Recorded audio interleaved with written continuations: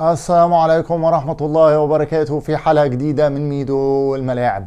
عندي فكرة حلوة قوي للإعداد لكأس العالم. لا استنى، الفكرة ايه؟ لازم نطور، لازم نبص على الفرق التانية، لازم نشوف الناس بتشتغل ازاي. خلي بالك بس، خلي بالك انت بس، الفكرة دي ممكن لو عملتها تفتقد شوية حاجات، تفتقد المرونة. لا يا معلم، انا مراعي ده، انا هعمل ده وهشوف وهعمل تحليلات وهشوف البيانات اللي عندنا نشتغل عليها ازاي. حلو قوي قوي قوي اللي انت بتقوله، جميل، لكن محتاجين نراعي الدقة ونراعي الوقت ونراعي عمل الوقت. حلو وجميل جدا يا جماعة، هي دي الطريقة اللي بيدار بيها رياضتين ولعبتين في مصر. عشان كده هم انجح رياضتين ولعبتين في مصر وعلى مستوى الوطن العربي. هم دول اللعبتين اللي احنا كعالم عربي بنشتغل فيهم كويس قوي، بنعمل نتائج عظيمه جدا على المستوى الدولي. طبعا اللي متابع منكم رياضه قوي ومغوط قوي في المتابعه هيعرف انا بتكلم على انهي رياضتين، السكواش والهاندبول. وانا النهارده اتعمدت ان انا اتكلم على لعبه جماعيه ولعبه فرديه. خلينا نبدا بالسكواش. طبعا اللي متابع كلكم عرفتوا ان مصر كسبت بطوله العالم للمنتخبات على في السكواش من اسبوعين ثلاثه، والنجاح كان ساحق ونجاح كان كبير جدا من خلال كل ابطالنا وبطلاتنا. كويس، لان احنا كسبنا البطوله ولاد وبنات. جميل جميل، لكن ده ناتج عن ايه؟ ناتج عن احترافيه الاداره. انا يمكن الحلقه اللي فاتت قلت لكم عندنا التطوير المستمر وعندنا المرونه مع المستجدات. كويس، والمره اللي فاتت كنت بتكلم في جوانب سلبيه في كره القدم. خلينا نبص على جوانب ايجابيه. ليه السكواش ناجح؟ لانه في حرص غير طبيعي على الناس اللي بتدير السكواش في مصر على انها تشتغل على حته التطوير. دايما في تعلم، دايما في وقت الاخطاء، في وقت اي ازمات بتعدي، دايما الناس دي بتقعد وبتبص وبتهدى كده وبتبص على ال ال ال الاخطاء وتتعلم منها. ازاي؟ كل حاجه لازم تتعلم منها، حتى لو في حاجه صح، وحتى لما بيبقى في نجاحات الناس بتقعد وبتشتغل، سواء كاتحاد سكواش او كانديه او كلعيبه مع الكوتشنج تيم بتاعتهم.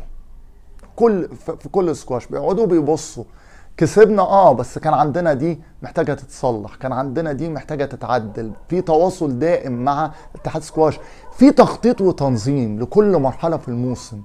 انت بتخطط صح للاعداد ده، انت بتخطط للبطوله دي بالشكل ده، بتخطط لموسمك بشكل عام، عايز تكسب ايه وايه هدفك، عايز كام لعيب يكون في التوب 10 في العشرة الاوائل في التصنيف الدولي. كل ده بيتخطط له صح. عشان كده التخطيط والتنظيم مهم جدا، ومن اهم الحاجات اللي بتخلي السكواش المصري بيعمل نتائج عظيمه ومتسيد العالم، لان احنا اسياد العالم بنات وولاد في السكواش. الحاجه التانية زي ما قلت المرونه في المستجدات، وده حصل وكلنا شفناه في كاس العالم للمنتخبات للسكواش. لما نوران جوهر اعتذرت الاتحاد المصري ما وقفش، بالعكس ده حاجه جدت علينا. نوران مش هتلعب مع البنات، يبقى احنا هنودي امينه عرفي جاهزه، ندى عباس جاهزه، طبعا مع وجود نور الشربيني وهانيا حمامي، الاثنين بطلات عظام جدا. وان شاء الله امينه وندى عباس جايين، وناس كتير جايه، ونادين تاج وبطلات كتير. دول دخلوا سدوا. هي دي المرونه مع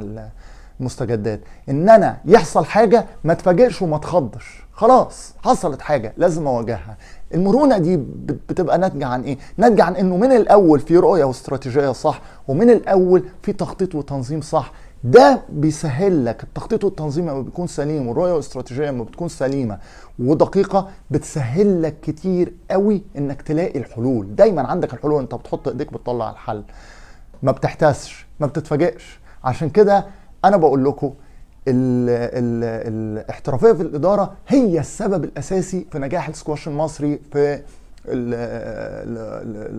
ان احنا نتصيد العالم، وانه النتائج وانه الاستمراريه تكون موجوده والتميز يكون موجود. دي حاجه عظيمه جدا لازم نقولها. من السكواش نروح للعبه جماعيه الهاندبول، نفس الحكايه. عندنا كاس عالم كمان اقل من اسبوعين. كويس، بتشوف اصابات حصلت يعني اصابه ليحيى الدرع واصابه واصابه لمهاب عبد الحق، الاثنين من اهم الركائز بتاعه منتخب مصر كره اليد. كويس، واحنا مستهدفين المره دي ميداليه دوليه في كاس العالم ان شاء الله يا رب، يعني يا رب ده يحصل. يعني احنا كلنا مستنيين كاس العالم بشغف لكره اليد، عشان الجيل ده والشغل ده اللي بيعمله الاتحاد المصري لكره اليد يستحق انه يتوج بميداليه عالميه او دوليه، يعني سواء اولمبيه او عالميه. كويس. طيب نيجي نبص على الجزئيه دي، جزئيه الاصابات، وهنا برضو هقول مرونه مرونه في التعامل مع المستجدات. اتصاب يحيى خالد، اتصاب يحيى الدرع، ربنا يدي يحيى خالد الصحه يا رب ويبعد عنه الاصابات. اتصاب يحيى الدرع وبعديها اتصاب مهاب عبد الحق، الاثنين مش هيشاركوا في كاس العالم. فبتشوف ورشه عمل في لجنه اداره المنتخبات في الاتحاد المصري لكره اليد، وبتشتغل مع مين؟ ورشه عمل دي معموله مع مين وداخل فيها مين؟ الجهاز الفني لمنتخب مصر بقياده خوان كارلوس باستور، المدير الفني الاسباني لمنتخب مصر. كويس. بيشتغلوا على ايه بقى؟ على الحلول والبدائل. كويس. فعلى طول هو يروح، يعني انا شفت قائمه المنتخب خد باكين بدلاء لمهاب عبد الحق هيدخلوا معاه المعسكر مثلا، هيبقى يحيى خالد ومعاه باكين.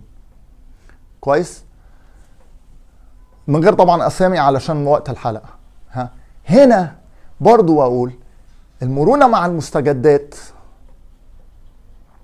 مكنتك من ان انت تلاقي حل على طول، ما عدتش تندب حظك جنب الاصابات دي مثلا. نفس الحكايه مع يحيى الدرع، انت رحت بصيت على انديه الدوري، بصيت على كل لعيبتك اللي بتلعب بره في اوروبا علشان تجيب بدايل ليحيى الدرع مع وجود علي زين العابدين. ده جانب. الجانب الثاني برنامج الاعداد وخطه الاعداد. ارجع واقول التخطيط في التنظيم والتطوير المستمر. كويس. التخطيط والتنظيم، انت عامل تخطيط وتنظيم للموسم او للسنه من قبل ما تبدا. خلينا بس عشان نكون دقيقين شويه في الكلام، مش للموسم عشان احنا بنتكلم على منتخب. كويس. انت عامل تخطيط وتنظيم للبطولات، انت عامل اولويات. التخطيط والتنظيم ده بيتربط بالرؤيه والاستراتيجيه، بيخليك تحط اولويات. انت عايز ايه من كل بطوله؟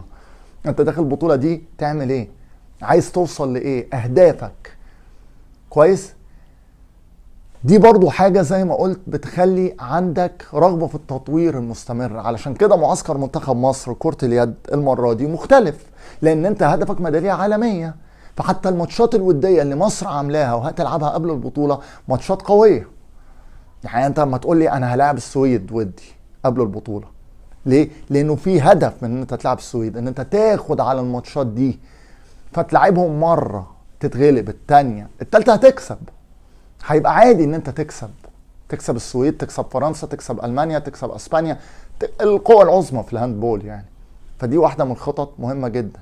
الحاجة التانية، بداية المعسكر هنا في مصر اسبوعين، وبعديها هتسافر، هتروح كرواتيا، هتعمل اسبوع معسكر.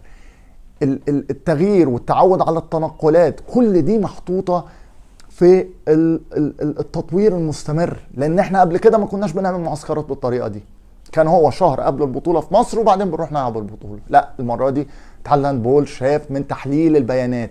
برضو هنا اقول لك اتخاذ القرارات بحكمة، ان انت تغير طريقة الاعداد. اتخاذ القرارات بحكمة، انا قلت الحلقة اللي فاتت ايه؟ بتعتمد على تحليل سليم للبيانات. انت بتحلل كل حاجة عندك في اتحاد الهاندبول على المنتخب. كويس. تحليل البيانات ده بيخليك تغير طريقة الاعداد.